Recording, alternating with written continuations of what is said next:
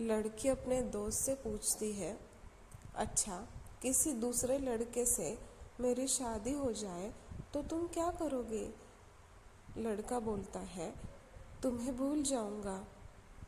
लड़के ने तो बहुत ही छोटा सा जवाब दे दिया। ये सुनकर लड़की गुस्से में दूसरी तरफ घूमकर बैठ गई।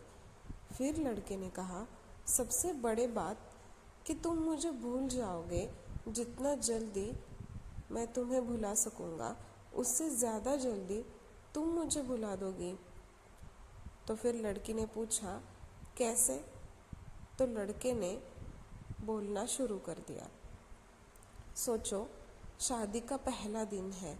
तुम एक तरह के घर में हो, शरीर पर जेवर, चेहरे पर मेकअप, चारों तरफ कैमरे का फ्लैश और लोगों की भी बहुत भीड़, जहाँ तुम मुझे चाहकर भी याद नहीं कर सकती। और मैं तुम्हारी शादी की खबर सुनकर दोस्तों के साथ कुछ उटपटांग पीकर किसी कोने में पड़ा रहूँगा।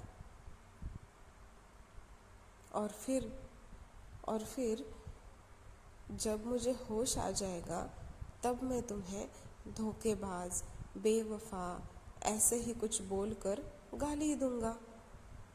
फिर जब तुम्हारी याद आएगी तो दोस्तों के कंधे पर सर रखकर रो लूँगा।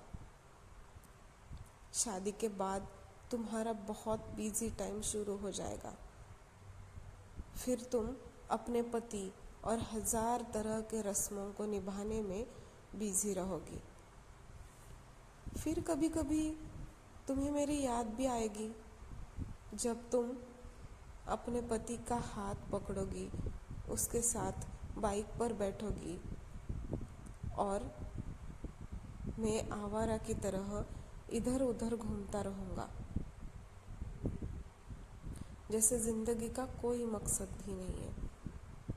और अपने दोस्तों को समझाऊँगा कि कभी भी प्यार मत करना, कुछ नहीं मिलता, ज़िंदगी बस ख़त्म हो जाती है प्यार के चक्कर में। कुछ वक्त के बाद तुम पति के साथ हनीमून पर भी जाओगी। आपका एक नया घर होगा, शॉपिंग होगी, नई जिम्मेदारियां भी होगी। अब तो तुम बहुत ज़्यादा खुश हो,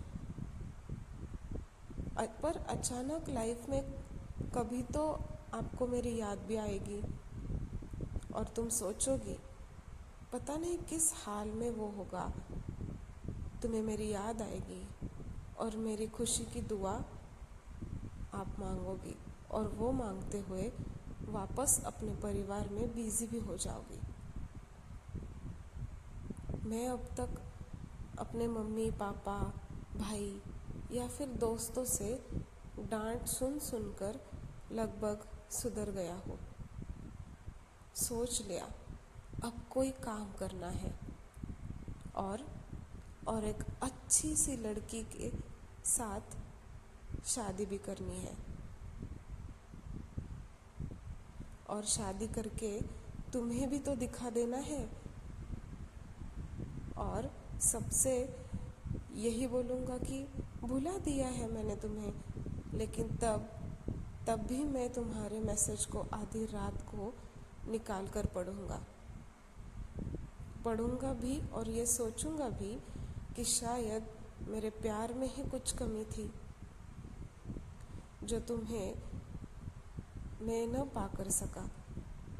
फिर अपनी तकलीफ़ को कम करने की कोशिश करूँगा। और फिर कुछ साल बाद, यानी कि 2 साल बाद ही, अब तुम कोई प्रेमिका या नई दुल्हन नहीं रही होगी। क्योंकि अब तो तुम माँ बन चुकी होगी। माँ बन चुकी हो, फिर पुराने आशिक की याद, और फिर पति के प्यार को छोड़कर तुम अपने बच्चे के लिए सोचोगी। अब तुम अपने बच्चे के साथ बिजी रहोगी। मतलब अब तक मैं तुम्हारी ज़िंदगी से परमानेंटली डिलीट हो चुका हूँ। इधर इधर तो मुझे भी एक अच्छा काम मिल गया है और शादी की बात भी चल रही है। घर में बाहर के भी लोग शादी के बारे में बोल रहे हैं और लड़की भी पसंद हो गई है। अब मेरा भी बिजी टाइम शुरू हो गया। अब मैं तुम्हें सचमुच भूल गया हूँ। अगर किसी जोड़ी को देखता हूँ तो तुम्हारी याद आती है, लेकिन अब कोई तकलीफ नहीं है,